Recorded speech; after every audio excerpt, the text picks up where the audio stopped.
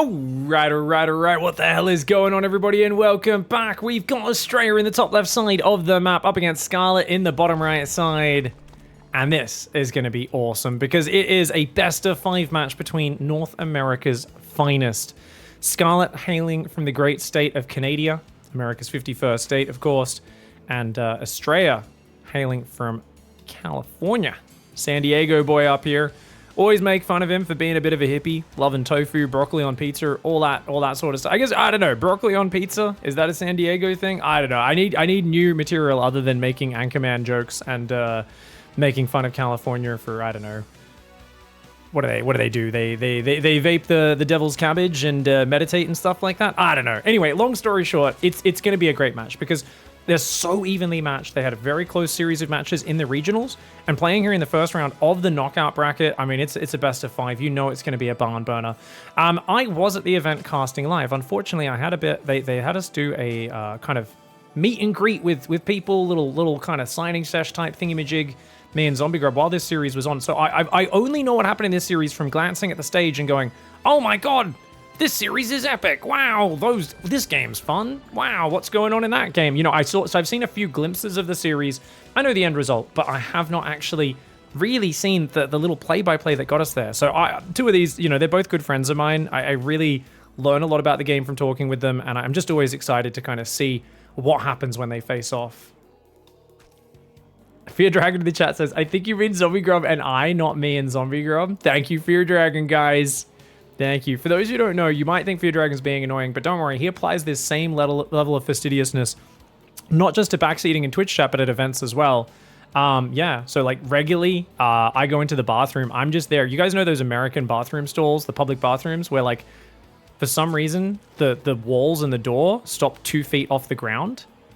So what's really, and there's big gaps between the door and the wall for some, you know, there's like an inch between the door and the edge, so you can just see people walking past while you're like doing your business, and you're like, this is the most like, who designed this? Who actually designed American public toilet stalls? They're the worst thing in the world, but every convention's like this, and so many places I go to, it's like, did some guy, what if you pass out in there? We need to be able to check, we need to be able to like very easily see you. Like at one point, I stood up after doing my business, so did the guy in the stall next to me. And he was really tall, and I'm not that tall, I'm 6 foot, he was maybe 6'4", and we were just eye to eye for a moment after where you could tell we're pulling our pants up. So not only was it high off the ground, but it didn't even go that high, so the top of the goddamn wall was so low, we got bloody eye contact as we stood up.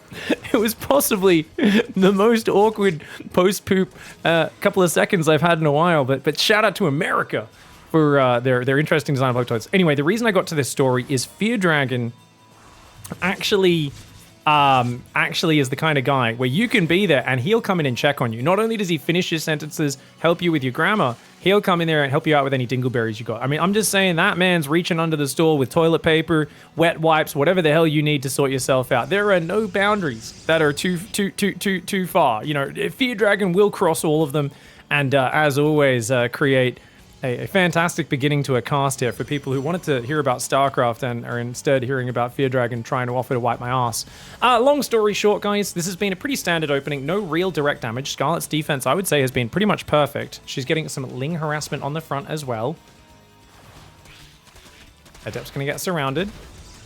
That's 1 Ling going down. Ooh, only like 2 Zerglings. Oh, the Oracle not even attacking there. A bit of miss micro from Astrea. 2 Lings for an Adept. Good clean trade for Scarlett. She's now just going to drone behind this. Notice she skips spores as well, which is excellent against a Void Ray opening. And I don't know if she predicted Void Ray opening, but she's played very greedy by just playing 4 Queen, no Spore, and that's fantastic because... Oh, actually, no, sorry, it wasn't a Void Ray opening. It was Oracle into Void Ray, but the Oracle had to defend the Lings. That's why she felt confident being greedy, because she thought she could force that to stay at home. Ling's going to go after this pylon. Oracle out of position right now and has to come back, turn on its laser again. Scarlett, oh, one of her Lings was trapped, but it's an okay trade. I mean, obviously positive trading there for Astrea. Killing 6 Zerglings, that's more expensive than a pylon, but you've kept the Oracle at home. So that alone is worth something. Scarlett on 49 drones to 45 in Astrea. He's going to start out with the memes, ladies and gentlemen. Second Stargate Fleet Beacon. Let's go. Let's do it, man. North American StarCraft and talking about poo. Name a more iconic duo. You're not wrong. You're not wrong, Twitch chat. Oh, Youch. Oracle goes in. Pylon means you lose 8 supply. Fallings dying means you gain 2 supply. That's a win for Scarlett. I like that thought process from Morphos. I was thinking more about the mineral cost. 150 minerals for six Zerglings. 100 minerals for the Pylon. But definitely you could think about it in different ways as well, depending on how you want to crunch those numbers. Carriers are starting. Second carrier starts at 5:30. This is a very early 3 Nexus carrier build.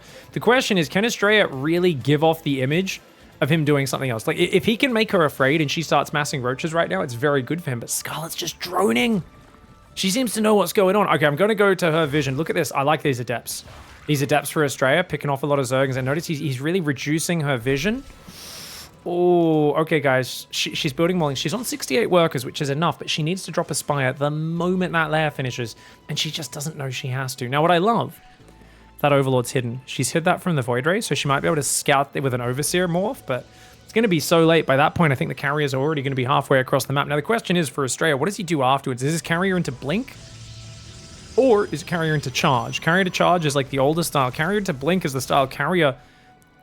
Classic made very popular at Gamers 8 last year and looked really nice. MC actually copied that to have success in the StarCraft Legends show match series as well that we had at that tournament. He kind of wrecked everyone. Stefano, for instance, had no idea how to deal with that. Carriers into Blink. Oh. Okay, here come those carriers. Have they been spotted, guys? Spires on the way. 11 more drones. I think she must have seen it with the Zergling, right? She must have seen it. The carriers are going to come back. Robo's on the way. Wait, what is Astrea doing? So he's going 3rd and 4th carry. He's chilling with his carriers. Okay, now he does continue across the map, but he's kind of delayed a bit. You really want to try and push in here. Force a lot of queens. Pick off some drones. Anything you can. 4th base is coming up. Does she want to go double gas? It looks like the answer is no, not just yet. But as she goes up close to 90 drones, she will do that. Roachling is going to run in. What's he got at home, guys? Where's that Void Ray? Where is that Void Ray? It's on the other side of the map. Oh, no. Okay, he's going to quickly recall. Looks like he recalls both carriers. This is a good move by Scarlett because she doesn't care about these units. And all she loses is a few Lings and Roaches. She forces the recall, and now she's up to 10 queens behind it. You can see it says 9 there. Okay, so for some reason the unit tab updates a few seconds earlier than the other tab because it said 9 queens. I went to the production tab. The queen hadn't finished building. And then the queen finishes building. I go back to the units tab, and it still says 9 queens. And I'm like, I guess the unit tab updated a few seconds early, or the production tab was lagging, one or the other. Normally it's pretty on point. 12 Corruptors are on the way. So at this point, as Astrea, you just need to keep... Well, you already recalled, bro. Astrea, you can't move out, right? Mate, you already used recall! I think he forgot that he recalled just then. Okay, he should not be on the map. Because you know Corruptors could be out from like 8 minutes onwards, basically, off this sort of macro build. He should absolutely be turtling at home. The question is, what does he add on the ground? Because like Immortals, Charge, not bad choices. I think if he went Blink, he'd be unbreakable here. The thing is, Blink's a bit of an awkward transition sometimes, but here we go. Okay, he sees the Corruptors, and it looks like just a mass Roachling Corruptor from Scarlett, but she's on 90 workers, so it's a massive economy, but she doesn't actually have that much army supply. If you can get out like enough Stalkers, Immortals, Disruptors, anything like that, it could really help. No Disruptors on the way, though, because there's no Robo Bay.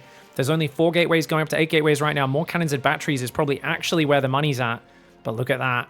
She's going to drop the carpet, guys. She's about to go to Browntown all over him. She's unzipping those Overlord's pants, and they are going to start pooping all over the place, which, of course, gives movement speed. It allows the queens to transfuse on the front line. Those queens, that's every single queen on the front line. 9 queens, lots of transfusers, lots of Corruptors. She's going to start trying to bust that left side as well. The Overlord's dropping that creep highway. Blink only now starting. I think Astrea is realizing Stalkers would be a much better choice here just for surviving and holding on. The Nexus is getting peed on. Mass PP. Oh, Biles actually take down, along with the Queens, the Void Ray. Nexus does get peed down. Scarlett is making mass Ravager right now. She's going to go to 15 Ravagers, 14 Corruptors, and 9 Queens. And she is looking to overrun on the ground. Her army is not that big on the ground. What is it? It's Ravagers, 16 Lings, 1 Roach. 15 Ravagers and 12 Zerglings isn't really a fearsome force, but Astrea doesn't have long-range units, so he's going to struggle to deal with that. If he had Disruptors, man... Disruptors would hard counter this. And this is one of those things you got to remember when you're in these defensive stances. Oh my gosh, 2 Archons going down. You have to get either Stalkers or Disruptors or some sort of ranged unit that can really skirmish with the Ravagers. The Corruptors do dive on the carriers. One of them goes down. Oh, second carrier goes down. Wow, the Corruptor dive. Very ambitious. She loses a lot of Corruptors though. Still 2 carriers left alive. 4th base is trying to rebuild on the left side. Zealots on that base have killed 8 workers. I don't know if Scarlett cares all that much as long as she can take him out with the push, but that is not looking that good because her supply is getting very close to his. She's still got good transfusers. Corruptors, if they get rid of the carriers, that'll be big. One of the carriers goes down. Bile's trying to take out the Immortals, not quite able to kill them just yet. And Blink is almost done, so it looks like we should be seeing some more Warpins, but remember, there's only 5 gateways. There's not much gas available. Trying to rebuild the carriers is Astrea. I think his idea being, hey, you've lost all your Corruptors. If I rebuild a few carriers, that can defend. But remember, she's got 9 queens, so low numbers of carriers aren't going to do anything against that. I actually disagree with the carrier choice here. I think he should be doing nothing but warping in Stalkers. If he just makes basic units, he survives. A Robobay and Stalkers, in my opinion, is the best choice in this situation. And I think he'd be hard-pressed, or anyone would be hard-pressed to deny that, because she doesn't have a progression. There's no infestation pit. She's not going mass mute or anything like that. Oh god, oh god. Immortal in the open. Immortal in the open does get jumped on. Battery overcharge, not enough to save that. Battery overcharge has also been popped now, which means it won't be ready for another minute. Zealots come in and do take out her 5th base. Scarlett here is reeling. Astrea holds on, and what an impressive hold that was. This puts him in a fantastic position. He's got 4 bases. She's on 4 bases. As long as he just chills, adds the upgrades, I think Astrea may have this game 1 of the series in the bag. Zealots on the left side denying that attempt as well. I love that there's a probe there just trying to zap the Ravagers. Units lost tab 2,000 resources in favor of Astrea. He's building a mothership, a couple more carriers, +2 air weapons. Only thing missing, like I said, is kind of like Storm, I think is the big thing he needs. Second Forge is missing in this game, which means no shield upgrades. Northern base goes up for him. That's a pretty hard one to defend. I actually would have preferred him taking this base and keeping his setup a bit more compact. Scarlett's on a low tier. She's making Roaches and Ravagers. These units suck at this stage of the game. They are not ideal at this stage of the game. Storm's on the way, High Templar as well. I feel like Scarlett, I like the idea of what she went for. I think if she went for it off 75 workers, I think she could have killed him. I think she absolutely could have overwhelmed him with just more Roaches, Ravagers, and Lings coming in, but she kind of just, yeah, she had a lot of money. She still got a lot of money, so it's not like she's out just yet. But wait. No Stalker Whoopins? Hello? Astrea's just going to lose this Nexus to PP. I tell you, man, Scarlett really is weaponizing bodily fluids at the start of this series. She's already used the Poo Highway. Now she's used the PP Assault on 2 different occasions to snipe his Nexi. Oh, and she drops Corrosive Bile, which is essentially weaponized vomit. If you think about it, guys, it's bile from their stomach, right? I guess they got that little fiery stomach pit on their back, which they do launch bile at their opponent. Oh my god, she's coming in again, dude! She's picking Astrea apart a little bit. You gotta be careful. I mean, she's using low-tier units, but she's finding value! Oh, that carrier barely surviving on just 4 hit points from the Biles. She's gonna kill the northern base yet again. Ling's coming in there. I like her choice to pull back here. You don't want to be standing and fighting against this. She's trying to make Baneling speed, Roaches, Lings, and Corruptors. Astrea unable to take a 5th base. This northern 5th base really didn't make sense with his style being so static. He should have taken this base on the south. This is the same thing we see Max Backs run into all the time, is the inability to secure a 5th base is where Zergs end up being able to take you down in the long run. But remember, Scarlett doesn't have a big income. She's still pretty much all in. He does not need to push right now, but he feels like he's got to. He's going in. The Archon's starting to get cleared. Good Storms coming down. Where are those Corruptors? There they are. Corruptors coming from behind. 1 carrier falls. There's still 3 carriers left. Ravagers do dart in. Nice. Biles taking out an Archon almost instantly. It looks like one of those carriers will survive. Most of the Corruptors go down, but the ground army dies. Remember that Scarlett had more money in the bank. She was ahead up on those 90 drones for a while earlier in this game. And even though her economy is lower now, she'd already banked up and got the value out of it. An ill-timed counterattack for Astrea. And I think Astrea had just looked a little bit scared in this game. I would have loved him to either counter-roll in off 4 base or take a 5th and play super totally, one or the other, but felt like that counterattack there was maybe just a little bit sloppy. I understand, like, Storm sometimes allows you to just push through, but the fact that she still had so many Ravagers and the like is what made it uncomfortable. Her Ravagers were microed very well, and I think, let's play devil's advocate, I actually think that would have worked for Astrea if she was on 85 workers. The fact that she went down to 68 to have a bigger army is actually so intelligent, and it really seemed to catch Astrea off guard. High Templar need to land some Storms. What are the High Templar doing? One of them goes down. Storm finally goes down, as does the Time Warp. Corruptors. Oh my gosh. No way. You're going to get another Nexus. Scarlett pees on like her 4th base this game. That is insane. So many bases go down. Banelings clear all the probes behind the mineral line. Scarlett dropping that Corrosive Bile as well. She can click that Nexus on the way out. Oh, Scarlett is just getting nasty all over Astrea's bases. She is right now marking her territory. And this is essentially what you want to do as a Zerg, guys. You want to be one of those dogs that you take for a walk and it's so excited to be out and about. It just wants to pee on everything. Every single blade of grass, it's like, this, I need to mark it. This street pole, got to mark it. This person's bloody letterbox, we've got to mark that as well.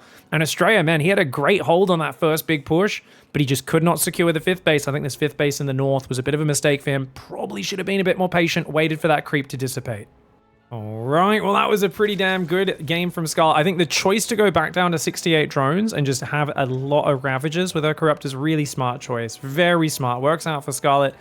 But you got to be wary playing styles like that too much, because if you do play styles like that too much, Protoss catches onto it and starts playing very like turtley and slow, and just if you're sitting on 68 workers massing Ravagers, Corruptors, Lings, and Banes, and the Protoss just sits there and adds more upgrades and more cannons and more batteries and just slowly takes expansions, like the longer the game goes, the better it is, because there's and a lot of people, they see these Protoss armies move on creep, get cleaned up, and they're like, well, Protoss units aren't that good. And I'm like, what you guys don't realize is if Astrea adds like another 5 Archons and has +2 Plasma Shields and +3 ground attack and has 2 extra High Templar, or the 5 High Templar he has have 2 Storms each rather than 1 Storm. So you got 10 Storms rather than 5.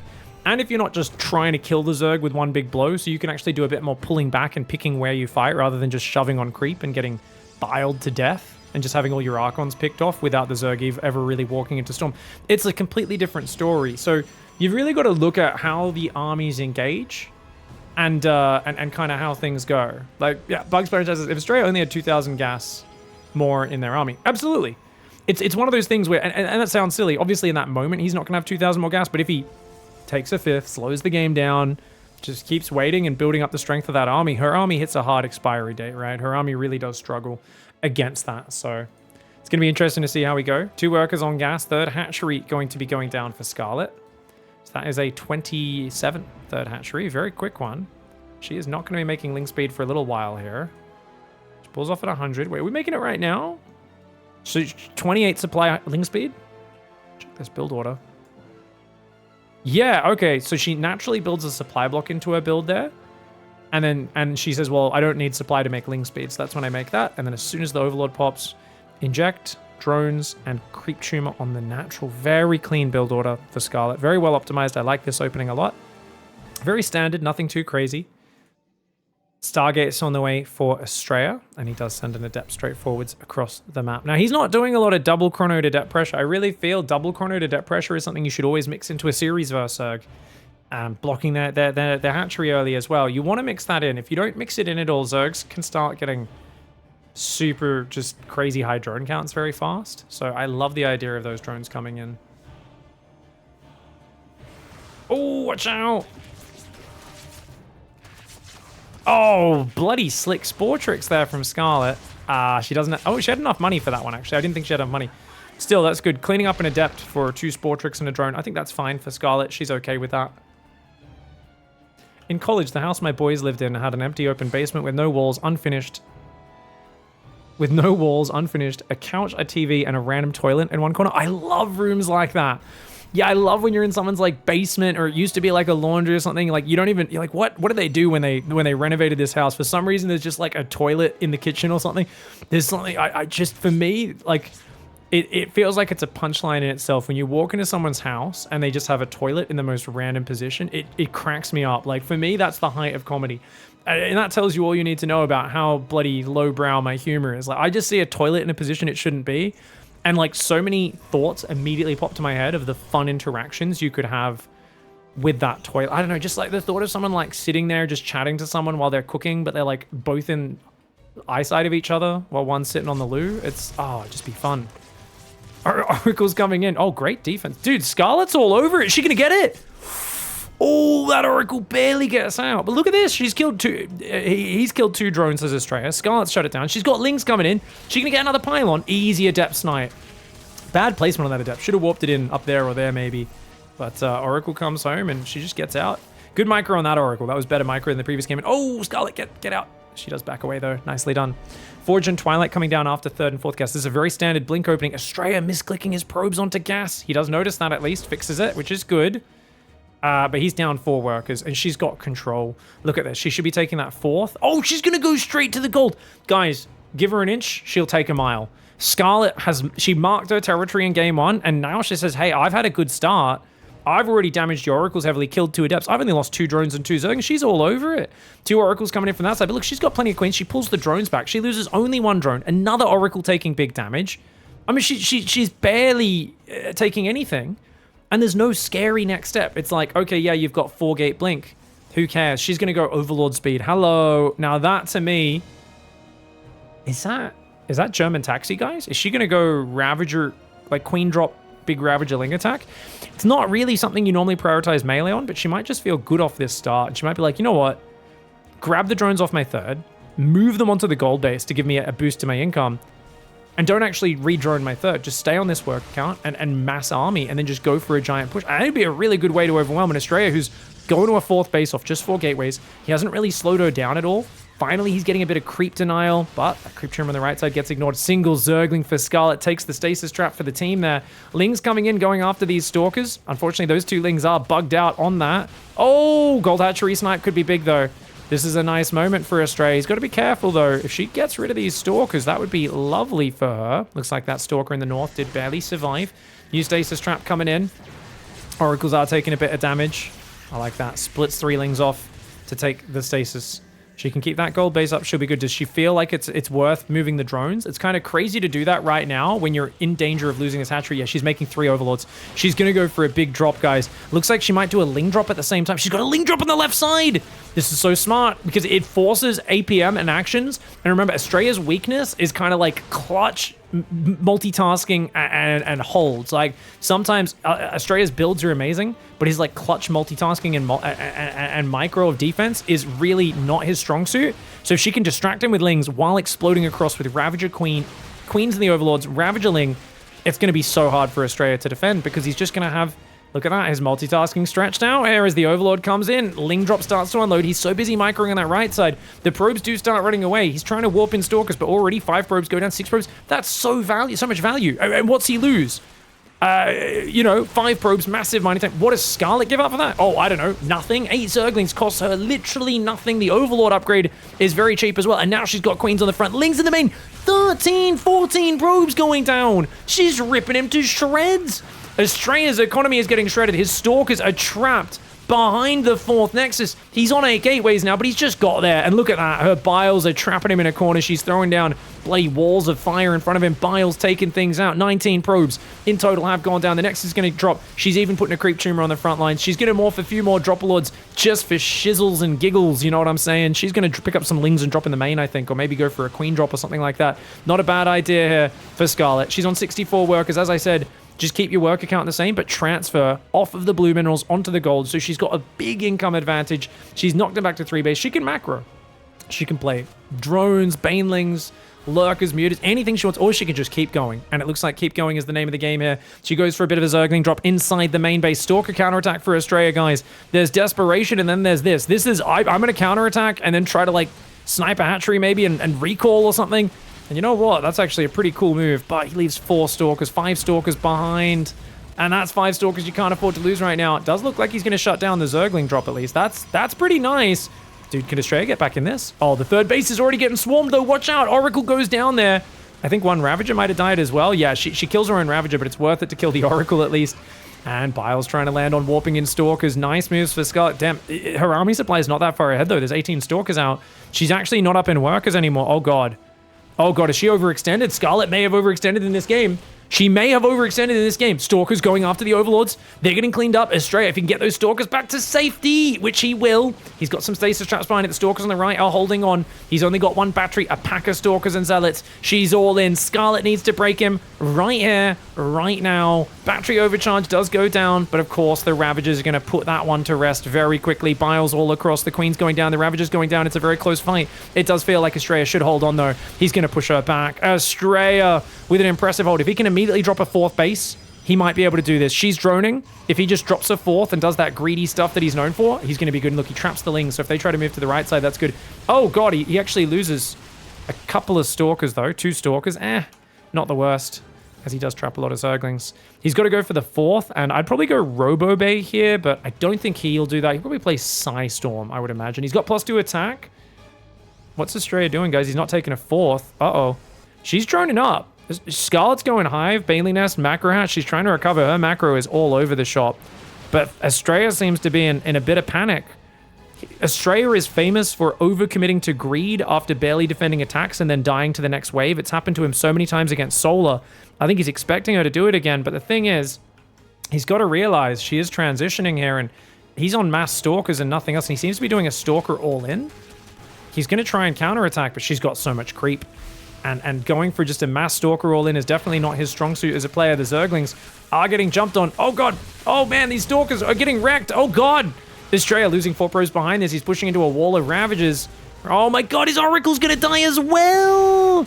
Oh, no. Astrea waking up on the wrong side of the bed this morning. It feels like he's making these amazing holds against all this chaos. And then he's just not as decisive after the holds. It's like he's still reeling and he's feeling a little bit overly reactive.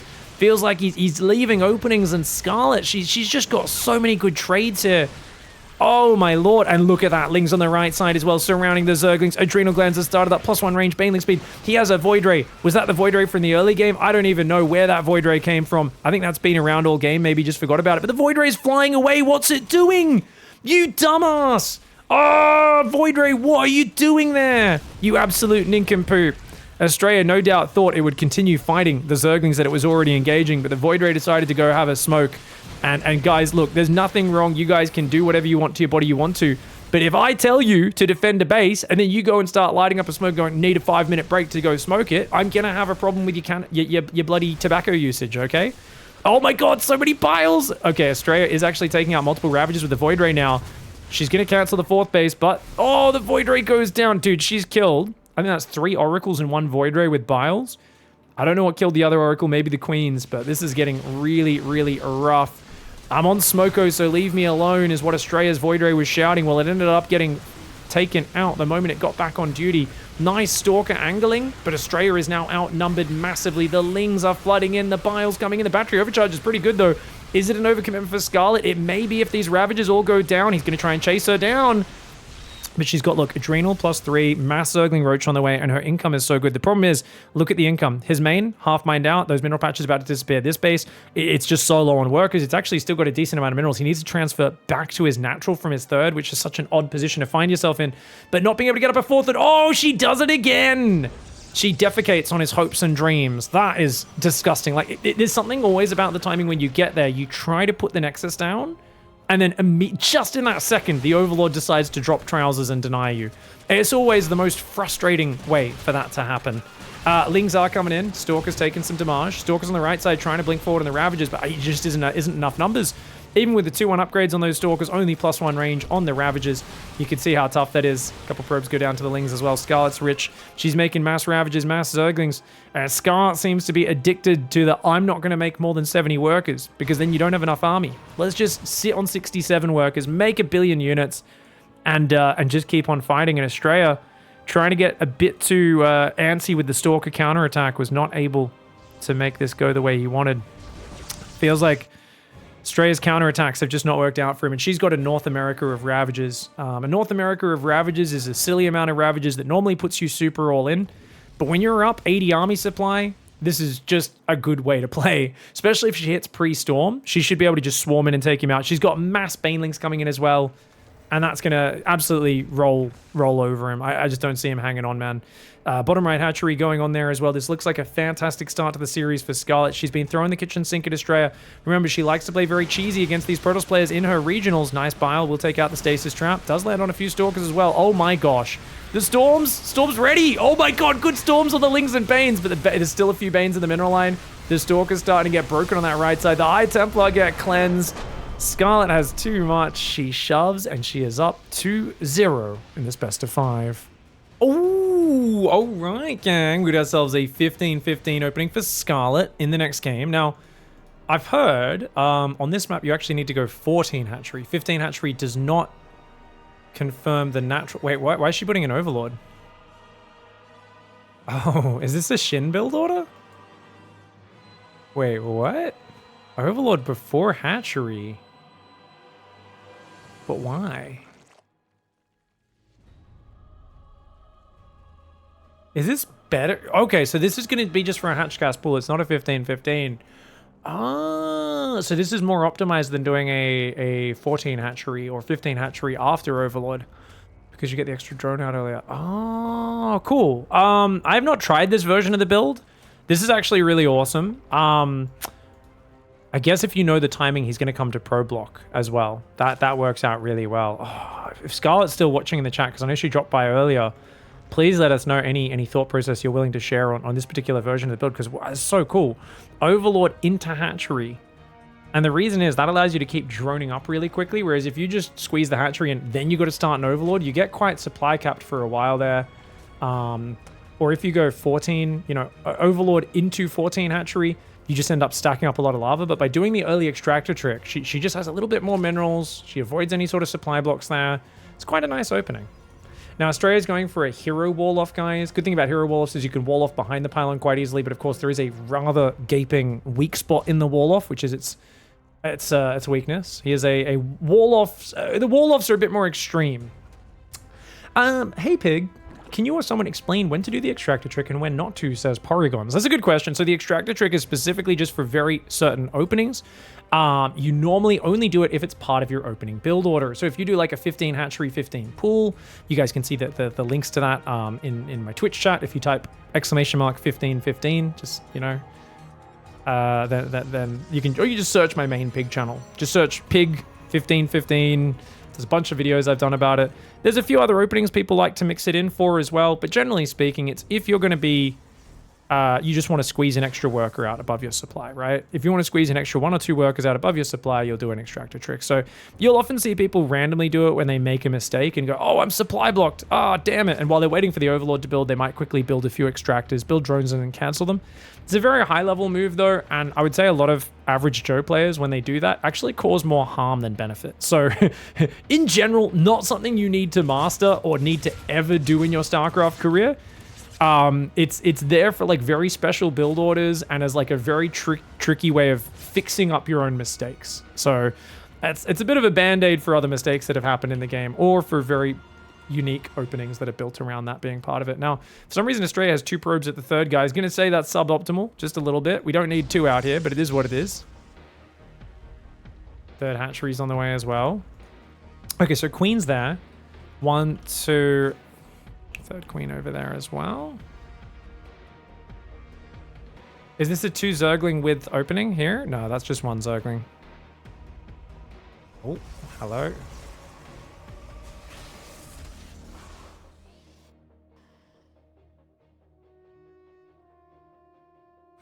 So I guess just to summarize, since we were still asking questions, yeah, basically with the builds that are designed to do the 15-15 or anything like that, you're purposely delaying your overlord. So you'll squeeze the, whereas if you just do the normal 13 overlord opening, you're not supply blocked in the opening at all. So you don't need to do an extractor trick. 13 overlord's the easiest, most simple way to play, and it's still what pros do most of the time. Forge and Twilight's on the way there. We've got a second gateway on the way. Bit of a gap in the probes here. Now this really feels like a charge lot opening, guys. So Astrea's going to hit with a charge lot timing 5 gate potentially. The supply block was pretty nasty for him. He does now start a third gas, and he cancels the third gas. Oh, did she see it? Okay, I think he was trying to fake it, but she didn't even see the third gas. So a bit unnecessarily fancy from Astrea. So Astrea's, I think he might, okay, what he should do is he should warp in 2 stalkers right now to really sell the story. If he can warp into, because you know she's going to scout your third base with Zerglings. So you want her to not know it's charge. If you can warp in a few stalkers, she's going melee already. She's already kind of geared up to play that sort of upgraded mass Zergling game, which is designed to deal with stalkers, not charge zealots, because charge zealots with +1 attack will 2-shot Zerglings rather than 3-shot them. It is such a massive boost in power for the zealot versus Zergling interaction that Zerglings become absolutely appallingly bad against zealots once that +1 attack kicks in for Protoss. Now, arguably you could go Carapace to counteract that, but you don't know that there's a fast +1 from your opponent. So there's no way for Scarlett to know she would needed to have gone Carapace instead of melee. And that's what people sometimes will ask, they're like, oh, why don't you just go Carapace? And it's like, well, you can't just rush Carapace every game because it doesn't give you any good advantage except for blocking the +1 of Protoss, which is in of itself not a good thing.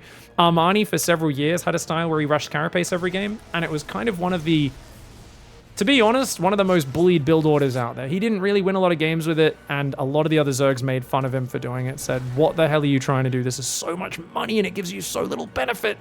But anyways, so far, Astrea's hidden what he's doing pretty darn well.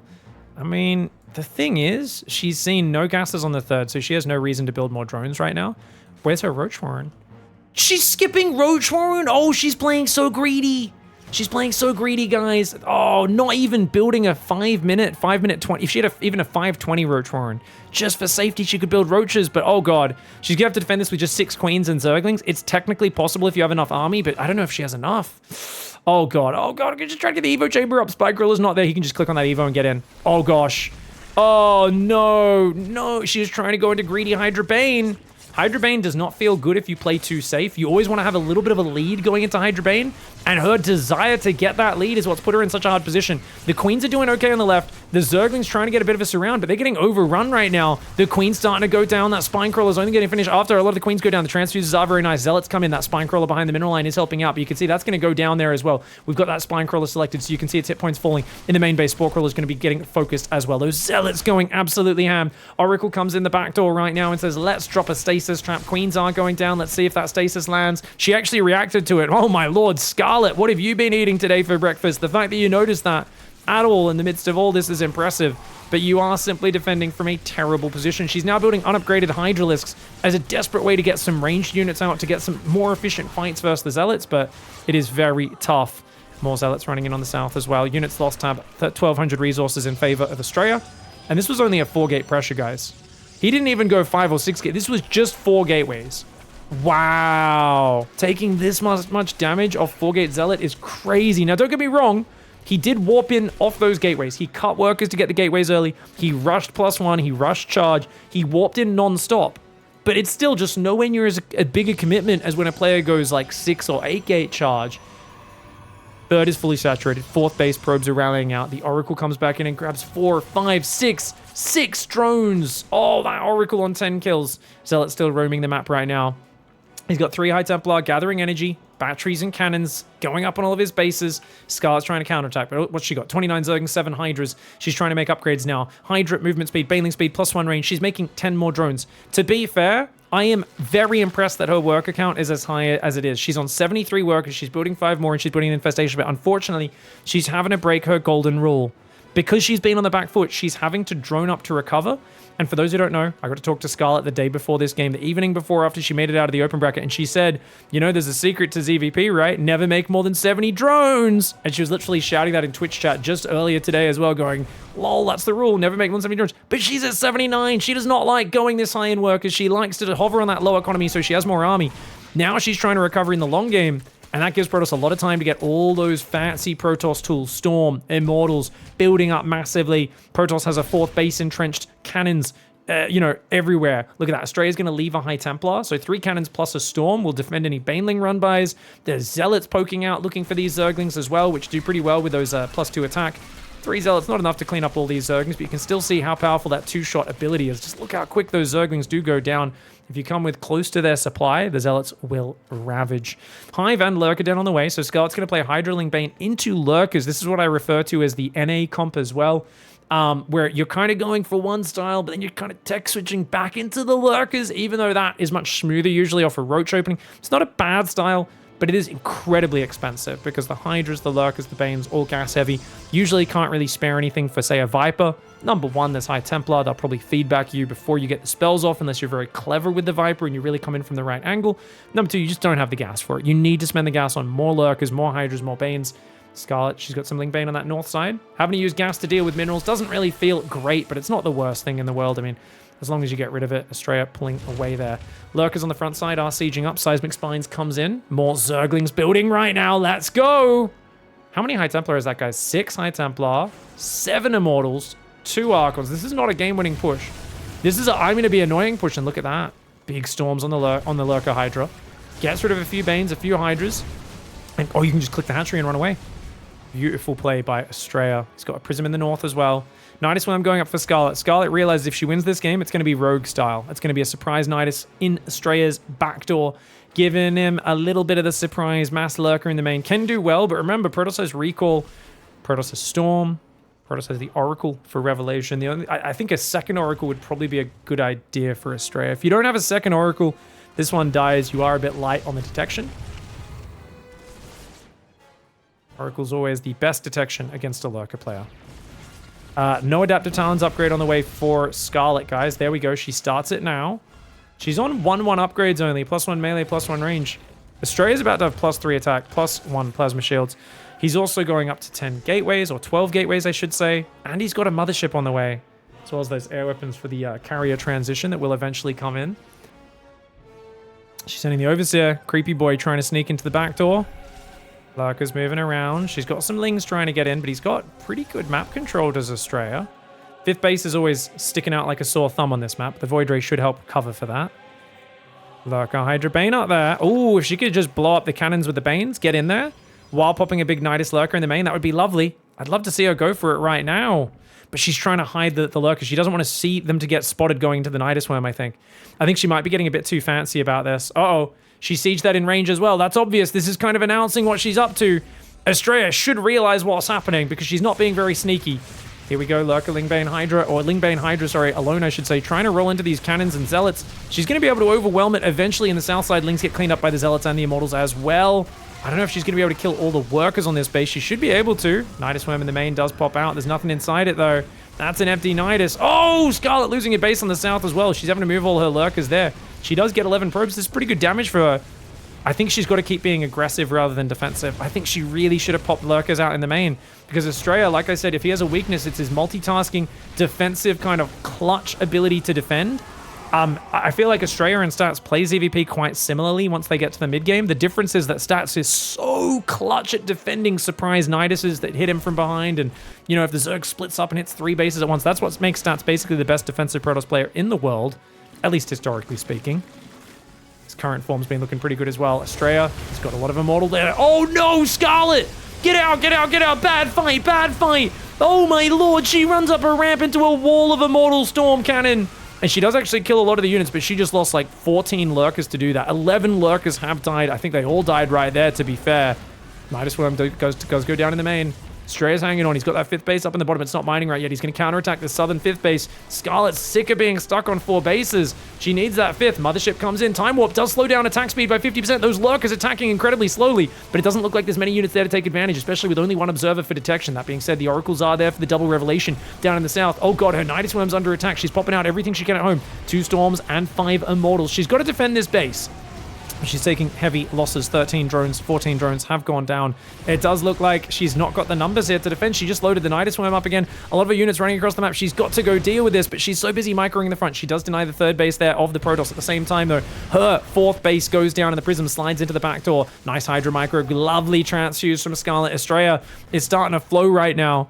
I tell you guys, Astrea, when he's ahead, sometimes does drop the ball a little bit, but you put him up against a wall, and he's so good at bouncing back. Unfortunately, he's not watching here because he's distracted on the left. Beautiful Lurker Nidus position. No way to move through that choke point. Those gateways will be going down. Scarlett finds a great position. Her inability to clean up this army is costing her, though. She's got to click on that High Templar. And Astrea, oh, is he watching? Okay, he does land a Storm. Those Immortals, if he saved those Immortals with Recall, that would have been so clutch, but I think he's probably already used Recall. They're going to get surrounded at this point. No, he has Recall available. Oh, if he saved those 4 Immortals, that could have been a game changer. But he's got Zealots in her main. Does it even matter? Her economy is getting shredded. She just can't stabilize at home. She's just not able to stabilize against these Zealot Warpins. Oh, damn. Lurkers take down the gateways, but Astrea's still got that base to the south mining. Income right now is ahead for the Protoss. These Lurkers need to be careful. If they get jumped on, then she's dead. If she loses these Lurkers, that's going to be bad. And oh my god, the Oracles just turn their lasers on. They're like, lol, there's no support there. Let's go. Losing my voice with the hype here, watching my buddies play an intense StarCraft series against each other. Those Lurkers go down. What the heck is happening right now? It's utter chaos. 6 probes, 7 probes go down on the left. Scarlett just doesn't have the income to match him. If she could get rid of this base, I would believe. Without getting rid of that base, the problem right now is that, of course, it's that late game, kind of messy game problem, where if we go back a few seconds, just before that GG, you can see in the income tab, it's not just the minerals, it's the gas as well. And remember, gas can turn into Archons, which are a really good general purpose combat unit, whereas Zerg doesn't really have a gas-only unit they can build, right? So, specifically in this matchup, when you're both down to, like, not that many mineral bases, the fact that these gases are still mining, these gases in the main are still mining, really beef up your overall combat units you're building. And the fact that he was squeezing 3 carriers out as well shows how good that is. Of course, the upgrade disparity really big in that game, and Scarlett just being too greedy, skipping the Roach Warren, so she had no way to react to those Zealots. And that cost her big time. Otherwise, this maybe could have been a 3-0. The sneaky 4-gate charge lot timing with +1, getting a point on the board there for Astrea. I love that, mate. Just early 4 gates, warps in. I think it was 3, maybe 4 rounds of zealots. It was like 12 to 16 zealots, somewhere in that range. So it's like 3 to 4 warp in. So it's one of those things where I think it hit about 6:30 or so. You have to have your 4 gates finished and warping in those zealots from pretty damn early on. And it's a very mineral focused build. You had to skip the gases on the natural, had to the void ray denying scouting. But a well thought out one. It does work quite nicely. Now Scarlett's going to go take her 3rd. She ends up building a few more drones. Oh, she really wants the natural. Ah, so she's actually going to go very fast. Gas pool before hatchery. You know what? Yeah, I don't know. She's not going to get that hatchery up. This is nasty. I would cancel the gas if I was her to get the hatchery down on time. She's only on 16 drones. Oh my god! Okay, she gets it.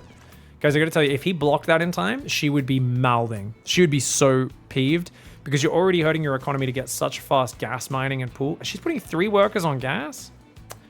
So what I don't like about this is I really feel if you get scouted early going gas pool, you shouldn't put 3 workers on gas. Maybe 2, and maybe when the probe comes back and put a 3rd one on.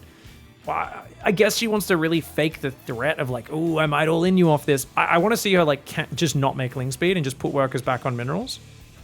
Because I always feel like the downside of this opening is just that you end up so far behind on income. But I think Astrea's doing a very smart job of continuing to scout. She's on 16 workers on minerals now anyway. This is where you go lair into ling speed, into Overlord elevator all in. Overlord here, and then Overlord here. And you do the 20 drone ling flood, guys. With double Overlord drops or triple Overlord drops. And then you try to follow it up with a Nidus in their main. This is like I never see this in pro play. Oh my god, she's actually doing the therapy build, guys. She's doing the therapy build. Oh my god. Anyone who's been watching my channel since early Legacy knows this is what I used to tell people. If you're struggling as a Zerg in general on the ladder, this is the build order you do. You can do it in all 3 matchups, but especially against Protoss or Terran, and Protoss especially, but either of those. Go for gas pool, go for the ling speed expansion. The moment the scouting's gone, just put back on gas or leave on the whole time. Drop a roach horn. You want to go for 3 ravages and mass ling behind it. And the thing is, she needs to deny this scouting, and that's the problem, is she can't quite do that just yet. If that adept gets in, there's big signs. The lack of a 3rd base, the lack of drones on the natural, there are some big signs that she's doing something cheeky. She's going 6 roaches. This is a huge all-in. Astrea's going sentry into Robo 2-gate. Oh, he's playing so safe. He realizes how scary a ling speed opening is here, and that it could morph into some crazy all-ins, depth shading backwards. No battery, though. If he doesn't build a safety battery, he might just die, because remember, 2/3 of his production is powered by 1 pylon at the front. Oh, God. Oh, he has no idea. She's even bringing her only queen. This is a single queen all-in. There are no injects behind this. I don't know about bringing the queen. I always felt like it's more worthwhile to actually keep injecting. However, I think the argument here is you actually just don't have enough production, or money, sorry, to really need that much production. Now, notice how she just hid from the shade? So she's hid from the shade, there's no battery. He's making a prism, not an immortal. That's good for micro, but it's not that good for all that much else. She's gonna just go for it now. Roaches and lings running in. Lings aren't very good versus the adepts. So notice she leads with the roaches. The lings are gonna start to go in, at least forcing a sentry out, a force field out. Another force field will split that. Those 2 roaches do get broken. She's only got 1 Ravager. Those 2 roaches up front are going to die. Oh, Scarlett does not actually go for the pylon, the force field. She goes for the pylon, which may be a mistake there. Oh, she's trying to still bile the pylon down. She's got to get the lings in. If the lings get surface area, she can kill this. The lings are getting in. Oh, Astrea's in trouble. Astrea does not have enough probes, but the batteries are coming down. But wait, the pylon's going to fall. There's another pylon in the back, though. Battery overcharge perhaps should be going down here, but no, the battery's going to die too quickly for it to be worth it. The probes are on hold position there, which is actually a genius move. They really blocked up the Ravagers. Nice double bile on the Adept, so it's almost dead. The moment it warps in, there's a Queen here as well, just randomly hanging out. Every warping he gets off these gateways before they're powered is kind of important. He's got an Immortal right now. Astrea trying to hang on with an Immortal. 2 Stalkers, 2 Adepts, and a Warp Prism. Trying to focus the Ravagers down because he knows if he doesn't get rid of the Ravagers, the ranged damage from Scarlett's army is out of control. The Queen there doing what it can. The Ling's trying to surround the Immortal, and the Adept and the Stalker are all that's left. This one gateway still powered. He's going to be able to warp in 1 more Adept before the gateway goes down. From here, it's 1 Robo of production. The gateways are depowered, but Scarlett's rally is very weak.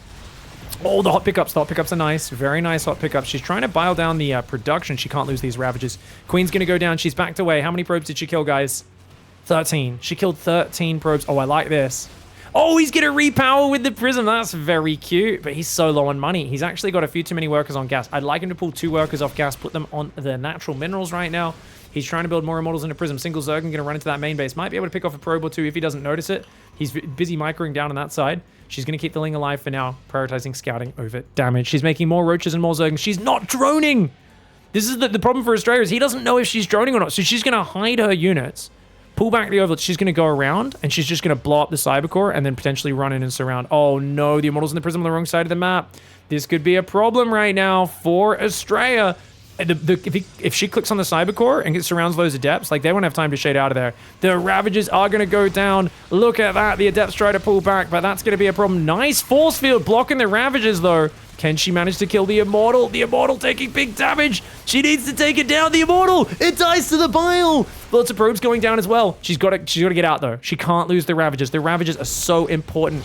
Oh, she wants that Adept so badly, but she killed an Immortal there. Units lost tab is right now massively in Scarlett's favor, using these Ravagers so well. But remember, she's only on 18 workers versus 27. 3 Ravagers here. He should pull back. He's got to pull back and rebuild batteries, but without a Cybercore, he can't make shield batteries right now. This is a big issue. Oh my gosh, Ravager Link trying to get the Immortals coming forward to the Ravagers, trying to fight against this. What an insane game. Astrea hanging on for dear life. If Scarlett manages to kill these Immortals or get the Prism or anything like that, it's game over. It's lights out. He is done. He is dusted. And remember, yes, it looks like he has a better position economically, but if she gets one good surround, if the Immortals are hitting Zerglings or Ravagers, they don't get bonus damage. They're tanky, but they just don't do that much damage. And look at that. Tries to get the Ravager. She protects it really nicely. Oh, he focus fires. He gets 2 Ravagers. She's angry. She's angry. Scarlett's going to go for the surround. And that's a very juicy surround. Bile's trying to land, but that means the force field's able to get down. I like the fact that she slides out those Zerglings. Very mobile units. She picks off 2 probes. She's going for more pylon snipes. I'd like to see her drone now. I think she might not be able to break him.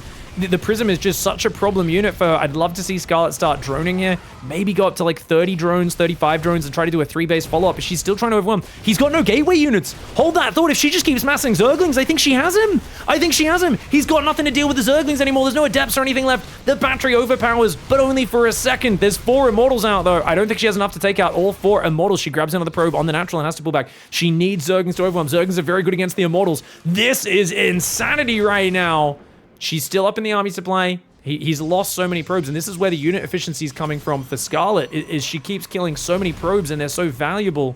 She's killed 20 probes this game. She has lost 105 Zerglings. It ain't cheap, but she's up to 20 drones. So she built 2 workers. She's walked 2 new queens across the map, which I guess she just wants anything to be able to shoot the Prism, but is that actually going to work out? Oh, look at that. Astrea's got 2 Immortals on the ramp.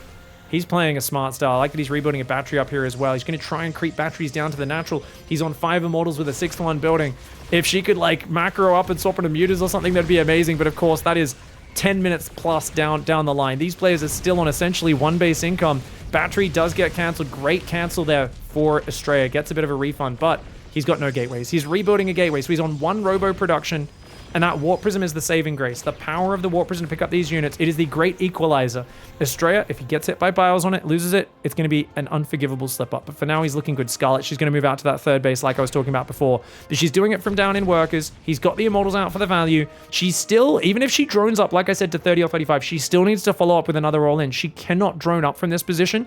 Not with him already having a natural building probes. Oh, he's going to get some Ravagers. Good slick micro. Look at that. Gets himself a Ravager snipe.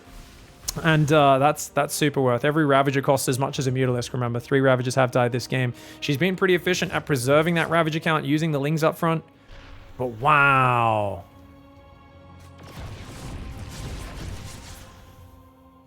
Awesome message from Jeromaram in the chat, by the way. I'm going to answer that in a second. That is awesome, dude.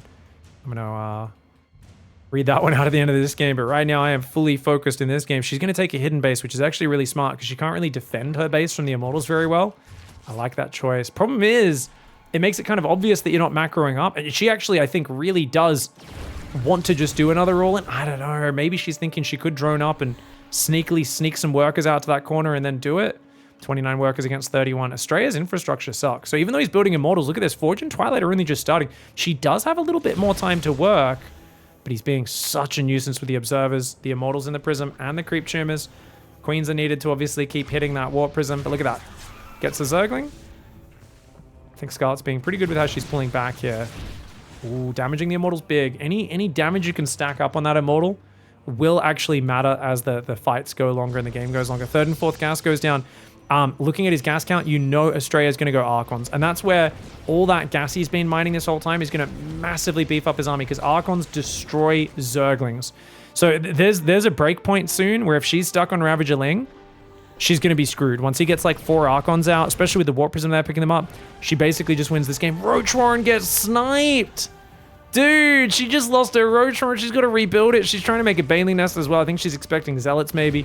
She's going to split her army up right now. A few Lings going. Oh my god, Astrea's Prism is driving her insane right now. When you're in this low economy scenario, dealing with a Prism is a nightmare. She's droned up to 39 workers. He's only on 36. Queens are in a good position here. Observer's still out front. Charges on the way, +1. 2 more gateways building. That's going to take him up to a grand total of 3 gateways, guys. So yeah, he's trying to build up his production, but without a third Nexus, like it does feel like if this Prism wasn't being such a nuisance, Scarlett would actually be getting ahead off this. But instead, because he's just doing so much with the Prism being such a bag of D, such a problem for her to deal with, that's actually working out really well. And look at that, gets another Roach. The value. Remember, he was behind in the units lost tab. Now he's ahead 300 resources. So reversaling the units lost tab. Amazing play by Astrea to hang on in this game. He has right now 7 Immortals at home, 2 on the other side of that. He's building an 8th Immortal at home as well. He's thinking about taking that 3rd base. Does clean up the creep tumor there. She's building a 4th hatchery on her 3rd. She's got a decent bit of mining on this base down the bottom. Her main is, of course, running out of some mineral patches. Natural's looking pretty healthy for quite a while longer since she was on such a low economy. Oh, and she reveals what she's up to. She does reveal what she's up to there, and that's going to be hard to defend. I guess she just needs to split off 2 Ravagers, 15 Zerglings, and just leave them on a different control group following this Prism. Dude, if he loses this Prism, then that's a huge problem. But oh my god, he gets rid of one of the Ravagers. Every Ravager sniper is vital. She's on nothing but Lings and Ravagers. The problem is she's showing it to him. I think this is her big problem right now, is you can tell Scarlett's adrenaline's pumping, and she's a little bit tilted by this Prism, and it's getting way more damage than she really wants it to.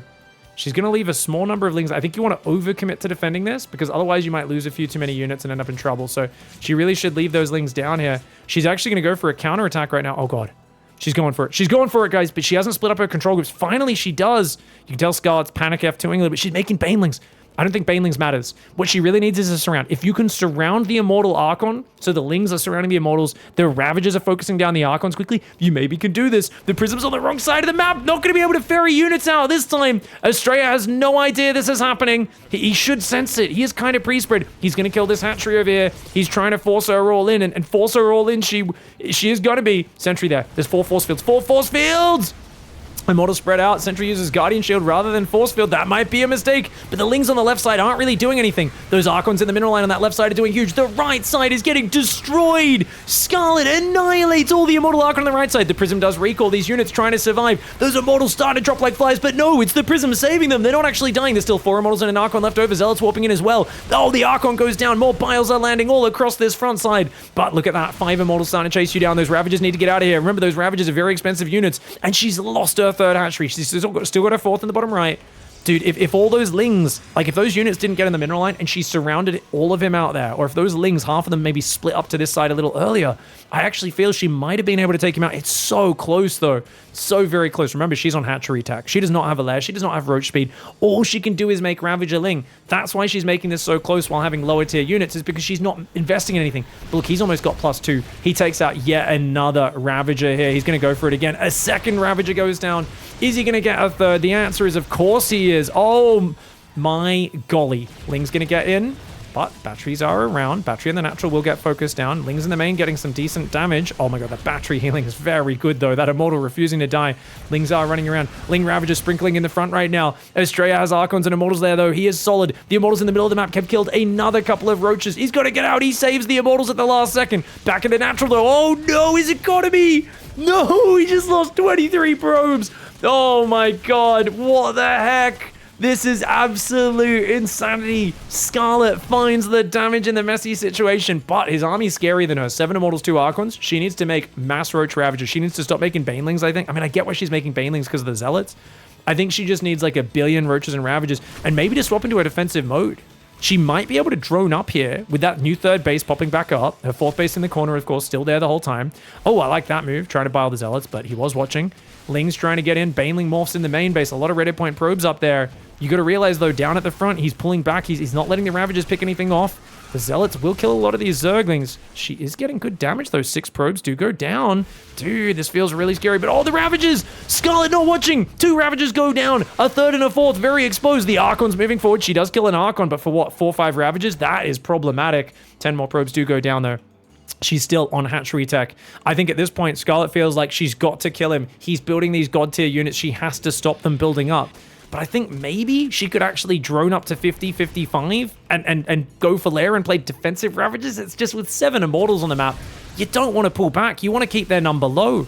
But this Prism, the thorn in her side, she's an angry lion right now, and that War Prism is the thorn in her paw, and she needs a little mouse to pull it out. But right now, she's just unable to find anyone willing to pull that bloody thorn out of her side. And without a lair, you can't do it. No Hydras.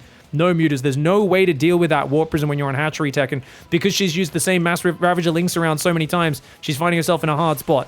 Now, she's too heavy on Zerglings right now. Lings will be good for counterattacks, but remember, +2 Zealots, Archons are going to ruin Zerglings. So she needs to swap into a heavier gas income and a Mass Ravager build, which sounds silly, but it's like the Lings are just so useless in front of us. This is why I'm saying droning up a bit, double gas here, double gas. I actually think she needs to go 6 gas, 55 drone Ravager. And that sounds so silly, even as I say it. But the Archon count's scary. Now, if she can surround a few Archons, Banelings deal with the Zealots, Lings kill everything else. But it's all about surrounding the Archons. And look at the positioning for Astrea. Oh, yeah, look at that little block on the ramp there. So the Roaches, the Ravagers, especially with the Overlord, are going to have to be used to pick that off with high ground vision. Banelings on the left are going to come in. But look at that. Oh, the Immortals do pull away. She's trying to run around the backside of the mineral line. Good pull by Astrea. Oh. Ooh, kept those probes a little bit close to danger, but that's okay. Roachling goes up there. Few Zealots in a Prism going to try to defend that. That base is in the open. Archon, Zealot, Immortal trying to move north. She's rotating to the south at the same time, trying to jump on that third. I like the way she's pulling him around. She's looking for openings anywhere she can find them. Mass, Hatchery Tech, Roach, Ravager, Zergling. Bile spreading across the Immortals, activating some barriers, but she's got to pull back. She can't be fighting one directionally into this. What did she get in the main? 5 probes, a couple pylons going down. She's deep-powering the gateways, but she's losing a lot of units. You can see in the units lost tab, she's now down 4,000 resources, the units lost. The fact that Astrea hangs onto his third, and he's just got so much Immortal Archon. 8 Immortals, 5 Archons. Let's do a quick kill check. 15 kills, 4 kills, 1 kill, 11 kills, 22 kills, 29 kills, 32 kills, and 12 kills, 12 kills, 7 kills. This guy here, that's Shadicus Maximus. That there is the leader. That's the lieutenant of this platoon, the leader of this little section of units. 32 kills. That probe's going to go down as well. 3 Archons up here. These guys are on 13, 16, and 11 kills. The value is out of control for Astrea. Scarlett is frozen. She's stuck on 42 workers of economy. She's deep down the hole. And you know what, guys? When you're in a hole, people say quit digging. Often in ZvP, that's actually not the answer. Often the answer in ZvP is keep on digging. Mio Mike has shown us many times before, if you're this far behind, continuing to dig into that Ravager Ling and look for that one big surround is often the way to do it. The problem is that Astrea is being so cautious. He's not letting his army get surrounded. If he counterattacked and let her surround him, she wins this game. But she's not able to get that surround because he's just so well prepared. He realizes that she's stuck in this mode. He's got a Psy Storm now. He's got a Psy Storm. Oh, on that left side, he could be in trouble there. Archon Zealot trying to pull back. The Archons do pretty well versus the Zerglings, though, especially with Battery Overcharge up the ramp. That's really cute. Oh, that Battery Overcharge is brilliant. Down here in the south side, look, all those Zerglings are gone. Biles do land, taking out a High Templar, damaging the Immortals, but the Ravager count is just dropping. Yes, a lone Immortal goes down in the open, but the Archons in that natural are slaying. One of them's up to 32 kills. This is wild. 34 kill Archon up there. The Roach Ravagers seem to be making headway, but you gotta realize these Archons are just getting crazy value. 43 kills on one of those, and the recall. Get out of there, Scarlett. She takes out the 2 Archons. What's she gonna take out on the way out? She gets another Immortal. Can she get one more? The answer is no, she cannot. These 2 Immortals are getting surrounded, but only by the dregs. That's all Scarlett's got left. She's holding the beer glass. She's shaking it upside down, going how, like an alcoholic at the end of their tether with no more money on the bar tab, going, how the hell is this beer empty? There's just a little bit of that foamy dribble coming out of the glass, and that's essentially what these Lings and Ravagers are. It's a sad sight. You've ever been there, desperately need that thirst to get parched, but she's just got nothing left. Nothing left in the tank. Nothing left to pour out on this game. 2 gases coming down. She's trying to take a 5th hatchery to transfer workers to, but she's on 39 workers against 48. 20 minutes right now. The Prism is still alive. It's the same Prism that's been alive all game, guys. The MVP this year is the support that gets none of the credit in your bloody team shooter, in your Overwatch game or whatever. You know, this is the Mercy that's like played like a god and kept everyone alive. And the idiot that gets the last hit kills is like, nah, I'm the carry because I shot the people in there. It's like, the only reason we're winning is because of that Warp Prism. Oh, juicy storms on her Ling run bys. I do think maybe Scarlett had the room to transition, but it's too far gone at this point, and she rightfully taps out. Astrea weathering the storm, and those 9 Immortals, 6 Archons gave their life this day to kill 574 Zerglings, 30 Roaches, 18 Ravages. Hot diddly damn, Astrea hangs on and survives just barely. What in the hell did we just witness? That was a thing of beauty. Scarlett brings out the therapy build on Ghost River, but unfortunately she can't quite break through against Astrea. Shopify Rebellion here up against Astrea, who, by the way, did you guys see Astrea's new big team signing? Unfortunately, didn't seem to have clan tags, I guess, for these particular replays. Actually, that's weird. Why did Scarlett not have her clan tag? Maybe the replays don't show it, whereas the live game did? That's weird. I thought clan tags normally show in replays as well.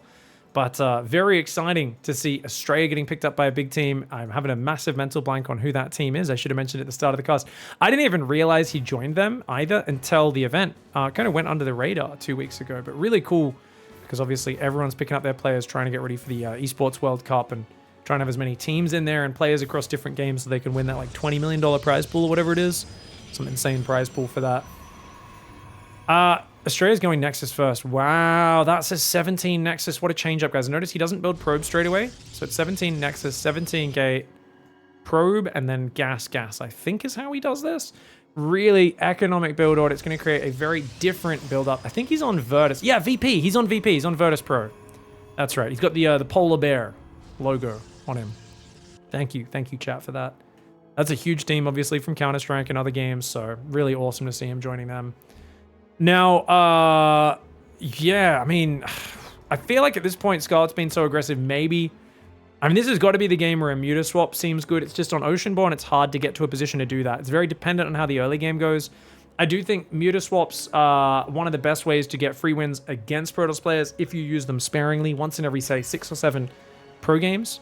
Like, maybe once in a best of 5, each best of 5 ZvP you play if it goes to game 4 or 5, but it's one of those things you can slide in there. I don't know if it's in Scarlett's arsenal right now. I know Scarlett, the one thing that I would say might be limiting in terms of her current scale is that she is so focused on that 70 drone or under. I'm gonna win with a big army and a small economy. And I think as Astrea realizes, hey, I've just got to survive, like that last game, I think he's gonna once again probably be in survival mode in this game, where he's like, just defend and macro and get more stuff and get ahead. Don't make the mistake of counterattacking like we did at the start of this series on, you know, basically map 1 and map 2, I believe there was both times where he counterattacked with like Mass Stalker on Alcyon or moving on creep with like the carrier kind of Storm Immortal Archon timing that got overwhelmed.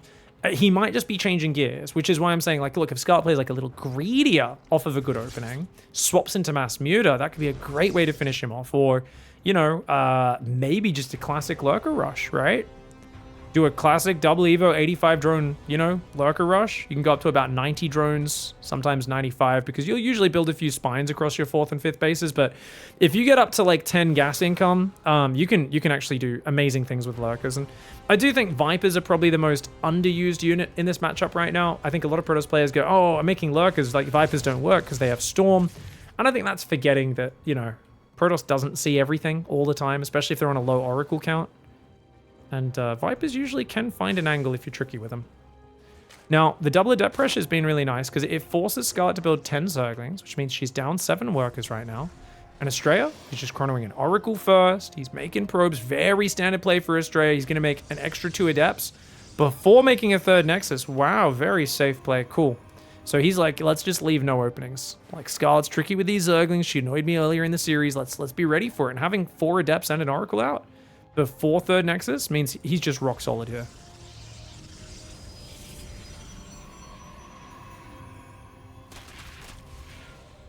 Yeah, I like that. She harasses without actually losing any units. Good choice. Spore Crawler goes up in the natural expand because she's already got 2 queens at the 3rd and 2 queens in the main. Creep Tumor here is kind of nice. I kind of on this map like the Tumor there and then spread it around the left just to fill this gap in. She's obviously going to spread it down to this area, which is pretty important. It also provides high ground vision. You get a tumor there of the Oracle. Oh, Oracle commits. Actually got 3 kills there. One of those was a Zergling, 2 were drones. So not too bad. Does take a bit of damage though. Astrea coming across with 4 Adepts and a second Oracle. He's got a 3rd and 4th gas underway. And he goes Robo. Oh, very defensive play for Astrea. He might be expecting a Queen Walk, and he might want to be like building Immortals to counteract that. Queen Walk's one of the better strategies on Oceanborn. I think it's a really underrated strategy. She is going for a quick Roach Roar in this game. It's not crazy quick. We don't see extra gases, so I don't think she's going for a Queen Walk, but just something to keep in mind. Oracle unable to get that creep tumor before it does finish itself. Scarlett's up a couple workers here, so I think she's done really well on her macro front. The question is, though, does she have enough links to defend? I think the answer is yes. As long as she just pulls these drones away. Oh, she does. Oh, those drones keep filtering back in. Oh, Scarlett, just click the drones off mining. That lazy clicking on the minerals. So many pros do this. It does cost her 2 workers. At the end of the day, though, nice positioning. The fact that he didn't really lose any adapts, that was well done. Whole bunch of mining time. Oracle pokes in the main, grabs itself a drone, gets in, gets out as well. Scarlett's going to push that back. She's still doing good on her drone count, though. She's got a quick lair. Her Roach Warren is up. She's going to go Evo Champ. I think she might just play straight to Lurko. He's going Robo Bay. What is this, guys? He's going 6 gas Robo Bay. Wow. Off what? 2 gateways. I really think he's afraid of a Queen Walk. I think, or a Queen Max, and he wants to have Disruptor Tech available. That would be my thought. He could obviously play Colossus. I think having a Colossus in your army, at most 2, is really good. I think if you go 3 or 4 Colossus in PvZ, it's only good with those Stalker Colossus timing attacks. Otherwise, I think they're so expensive and they fall off kind of hard in the bigger battles. Hydra Den for Scarlett. Now that's interesting, guys, because that's not an Infestation Pit. If it was an Infestation Pit before Hydra Den, we know she's playing Hive. If she's playing Hydra Den, I think she's going for a Roach Hydra Max. Unfortunately, she's not scouting. Oh, she's assuming he's playing Blink behind this. And Roach Hydra Max is really good against Blink into Storm. It's bad against Robo openings, especially he's going 2nd Robo and Colossus range. Roach Hydra is very bad against Colossus Disruptor.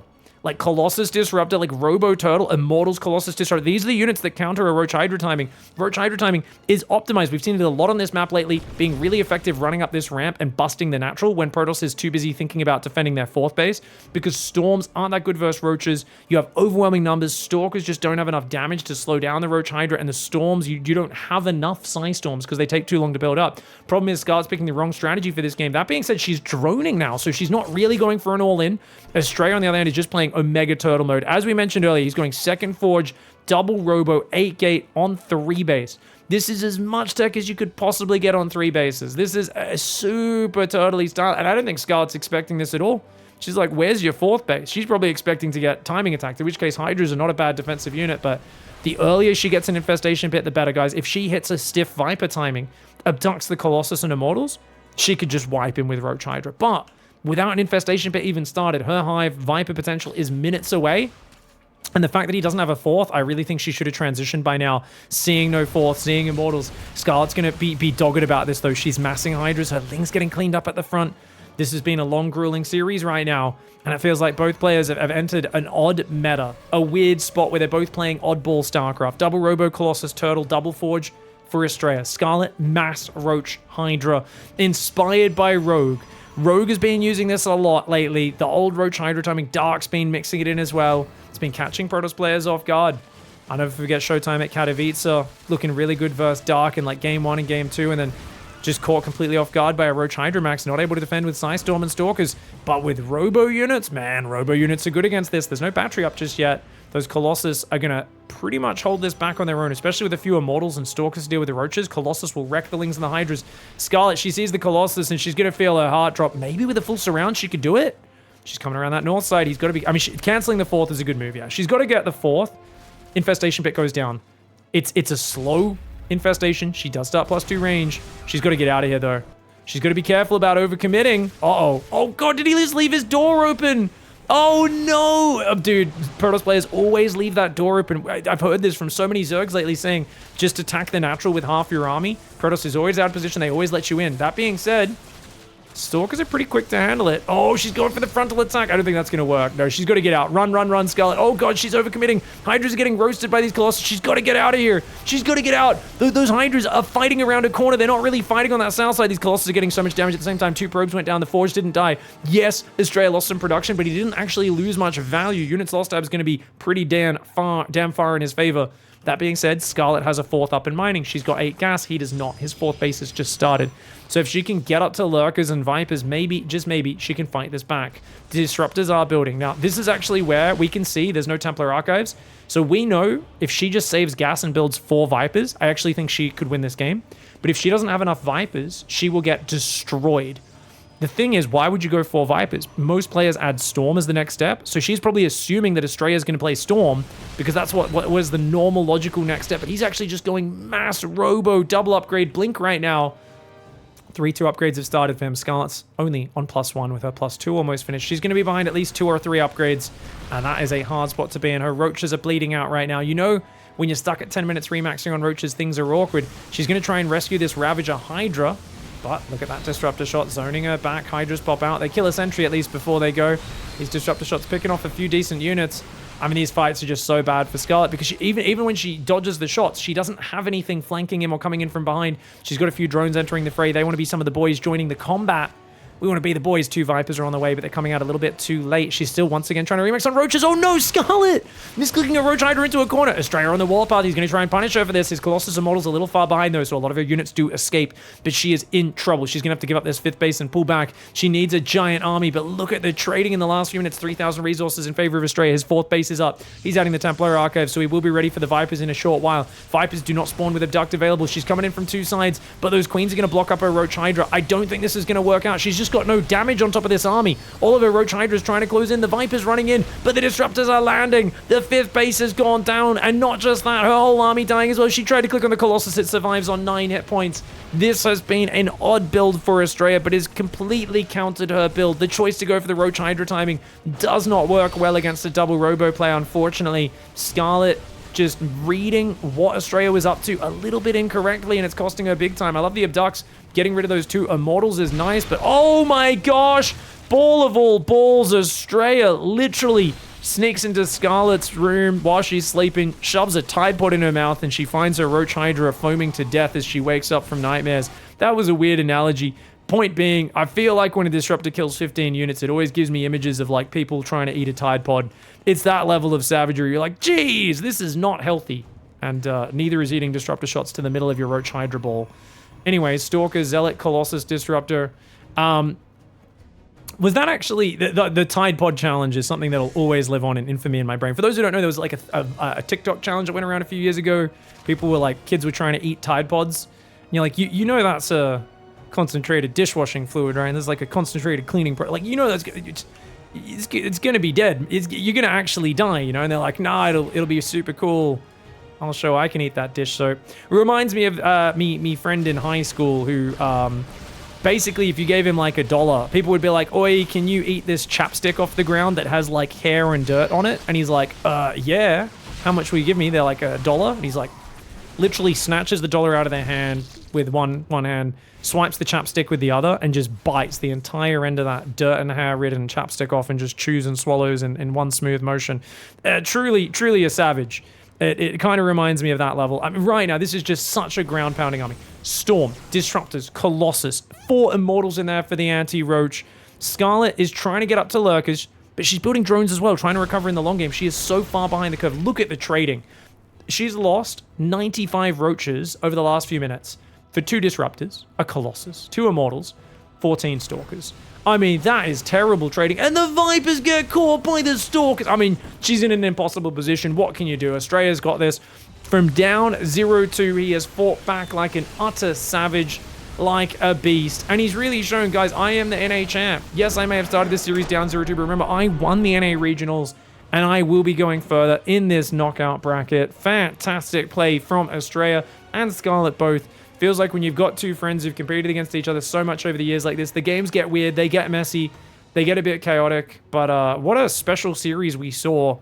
And I think a very good build order for Astrea where You just look at this final game, she just clearly didn't scout enough. That's all it comes down to. She froze up a little bit. She should have had an overseer. And if she overseer scouted and she knew about the robos building, that would have been good. I mean, I think even here, honestly, when she saw these immortals at 6.5 minutes, she's not too committed at this point. She's only building her first couple of Hydralisks. She's got like 3 Hydras building. If she just drones up here, goes 8 gas, plays Infestation Pit into Hive, I think she could have made a good game of it.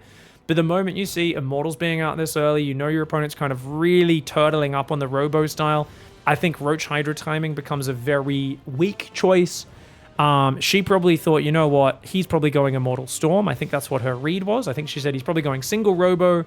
He'll have maybe 3 Immortals, 4 Immortals, a few High Templar. Storm might not even be finished when I hit him. And when she hits it like, 8 minutes 30, she's thinking I can just overwhelm with raw numbers. Of course, in actuality, it's not High Templar. It's not something where you can dodge a few storms and his splash damage is gone, because the Colossus hiding in that main base were really the thing that caught her off guard. So really well done by Astrea. GG, well played, mate. Hats off to you for making an incredible reversal.